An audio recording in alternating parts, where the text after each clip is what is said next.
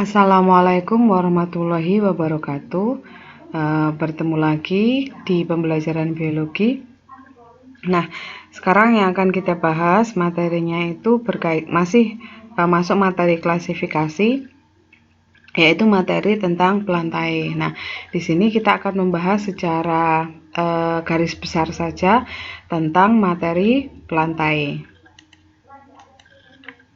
Nah, yang akan kita bahas itu berkaitan dengan ciri-ciri reproduksi, klasifikasi, dan juga peranan. Cirinya yaitu eukariotik dan multiseluler, berklorofil, dan memiliki dinding sel yang tersusun atas selulosa. Karena dia berklorofil, maka dia akan bersifat autotrof dan sebagian besar itu bersifat fotoautotrof. Dan reproduksi dapat bereproduksi secara seksual maupun secara aseksual. Menyimpan cadangan makanan dalam bentuk amilum. Jadi amilum itu merupakan karbohidrat kompleks yang dihasilkan dari proses fotosintesis. Nah, klasifikasi dari Plantae itu ada Talophyta.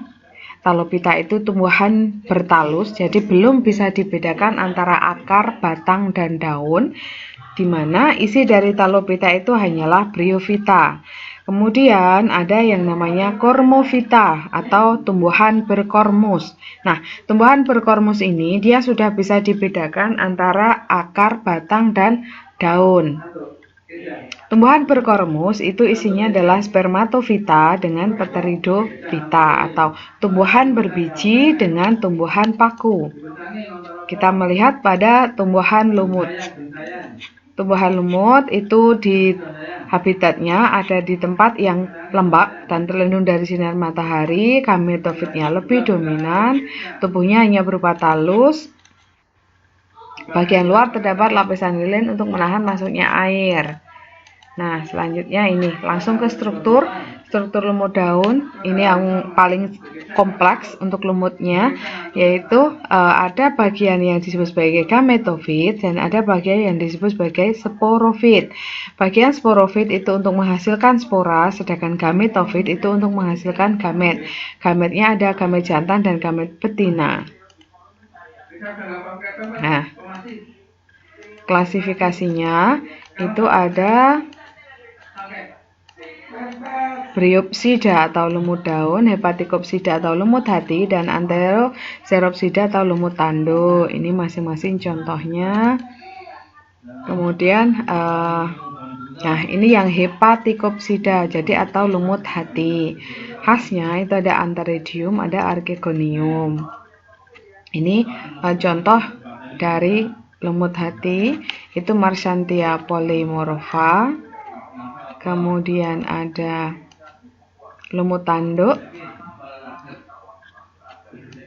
dan juga ada lumut daun. Nah, ini yang lumut daun yang strukturnya tadi sudah kita bahas. Nah, masuk ke reproduksi dari tumbuhan lumut. Tumbuhan lumut itu mengalami yang namanya metagenesis atau pergiliran keturunan. Jadi dari spora dia akan berkecambah membentuk protonema. Protonema akan menghasilkan lumut. Nah, lumut ini adalah generasi gametofit karena dia menghasilkan gamet jantan dan gamet betina. Gamet jantan akan menghasilkan spermatozoid dan gamet betina akan menghasilkan sel telur atau ovum, di mana dengan bantuan air maka spermatozoid dan sel telur ini akan mengalami fertilisasi atau pembuahan dan menghasilkan zigot. Zigot akan tumbuh menjadi sporangium. Sporangium inilah fase spora, sporofit, karena dia menghasilkan spora. Nah, saat dia sudah menghasilkan spora akan kembali lagi sehingga siklusnya akan berulang. Manfaatnya Marchantia untuk bahan obat, kemudian untuk bahan bakar dan lain-lain. Kemudian ada Pteridophyta atau tumbuhan paku. Nah, yang khas pada tumbuhan paku itu dia memiliki spora sehingga disebut sebagai Cormophyta berspora. Kemudian yang khas lagi itu sebagian besar Pteridophyta daun mudanya menggulung dan juga sudah memiliki akar, batang, dan daun sejati. Generasi sporofit itu lebih dominan. Jadi bedakan ya dengan tumbuhan lumut. Kalau tumbuhan lumut itu generasi gametofitnya itu lebih dominan, sedangkan kalau tumbuhan paku generasi sporofit itu lebih dominan. Berarti dia juga mengalami yang namanya metagenesis. Nah, ini strukturnya. Ini adalah akar, kemudian ini sebenarnya adalah batang. Ini adalah batang rizoma atau rizom. Dan ini bukan batang ya, tapi yang ini adalah daun. Nah, bagian ini namanya sorus. Bintik-bintiknya ini sorus yang merupakan kumpulan dari spora, kumpulan dari kantong spora. Jadi di sini ada sporanya. Ini yang generasi gametofitnya mungkin kalian jarang melihat karena memang dia tidak dominan. Yang dominan adalah generasi sporofitnya. Terus yang daun muda ini menggulung karena khasnya tumbuhan paku sebagian besar daun mudanya itu menggulung. Nah, langsung ke metagenesis pada tumbuhan paku. Ada spora, kemudian dia mengalami mitosis, menghasilkan protalium. Protalium dia akan menghasilkan gametofit jantan dan gametofit betina yang akan menghasilkan spermatozoid dan ovum. Terjadi pembuahan atau fertilisasi dengan bantuan air menghasilkan zigot. Zigot akan tumbuh menjadi sporangium. Nah, sporangium ini dia sebenarnya adalah tumbuhan paku dan menghasilkan spora, akan kembali lagi berulang siklusnya. Nah,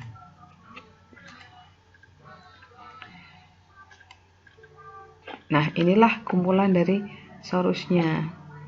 Ini kalau di bagian belakang bisa kalian lihat. Kalau lihat tumbuhan paku, coba bagian belakangnya dilihat. Itu ada bagian ininya, enggak ada bintik-bintiknya, tidak. Nah, kalau bagian daunnya itu tidak ada bintik-bintiknya, maka tumbuhan paku itu disebut sebagai daunnya itu disebut daun steril atau tidak subur karena tidak ada sporanya. Kalau yang ada sporanya maka disebut daun fertil. Nah, berdasarkan jenis spora ada yang namanya paku homospor dan paku heterospor serta paku peralihan. Paku homospor itu satu jenis spora yang sama besar, sedangkan kalau heterospor itu ada makrospora dan mikrospora. Kemudian kalau paku peralihan itu sama besar tetapi sudah bisa dibedakan antara makrospora dan mikrosporanya.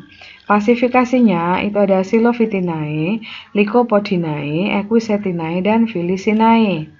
Nah, kita ke Silophytinae, contohnya adalah Silotum. Kemudian Lycopodinae, contohnya adalah Lycopodium. Dia ada strobilusnya, ini namanya strobilus. Terus ini yang sering sering nempel di tumbuhan tinggi, itu juga masuk ke Lycopodium. Ini ada Selaginella juga masuk ke Lycopodium. Terus Equisetinae itu paku ekor kuda yang khasnya. Kemudian ini contoh Equisetum debile. Terus yang terakhir itu Filicinae. Filicinae atau biasa disebut sebagai paku sejati karena memang yang paling banyak kita temukan itu adalah dari kelas Filicinae. Ini contohnya adalah pakis, ini yang paku air itu Azolla pinnata. Terus yang ini adalah Salvinia. Mungkin kalian sering melihatnya di sawah. Nah, ini yang Marsilea crenata. Peranannya bisa sebagai tanaman hias, bahan obat-obatan, sayuran, dan juga sebagai pupuk hijau, yaitu Azolla pinnata. Karena dia bersimbiosis dengan Nabaina azolae yang mampu mengikat nitrogen bebas di udara. Nah, ini contoh-contoh dari tumbuhan paku. Bisa kalian cari sendiri. Nah, selanjutnya itu ada spermatofita atau tumbuhan berbiji. Tumbuhan berbiji itu alat perkembangbiakannya berupa biji, termasuk Cormovita berbiji. Jadi bedakan ya, tadi kalau paku itu adalah Cormovita berspora, sedangkan kalau spermatofita itu adalah Cormovita berbiji. bersifat panerogamae dan embryofita siponogamae. Kemudian fotoautotrof memiliki berkas pengangkut, habitatnya ada di darat, air, dan juga mengapung di permukaan. Klasifikasinya ada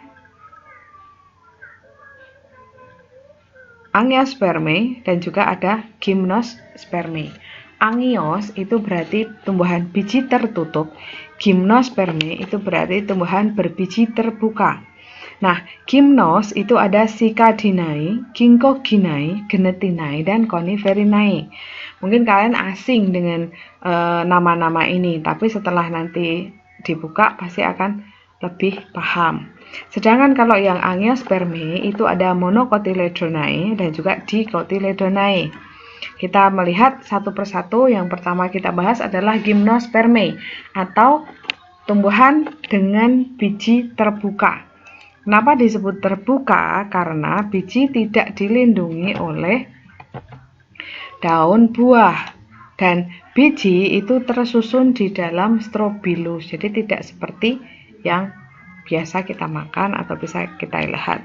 Nah, kelas yang pertama yaitu Cicadinae atau pakis haji, pakis-pakisan. Karena yang paling sering kita temui adalah Cichas rumpi atau pakis haji. Ini yang jantan, Strobilus jantan, kemudian ada ini Strobilus betina. Nah, ini pakis haji, milcon atau Strobilus jantan. Ya, ini yang Strobilus betina. Nah, kenapa disebut sebagai biji terbuka? Nah, inilah biji dari tanaman pakis haji. Jadi dia tidak dilindungi oleh daun buah, tidak tertutup. Kemudian yang kedua itu ada Ginkgoginae, dan ini hanya ada satu saja yaitu Ginkgo biloba. Ini daun di Ginkgo biloba, kemudian biji dari Ginkgo biloba. Nah, ini kan tidak tertutup sama sekali dengan daun buah.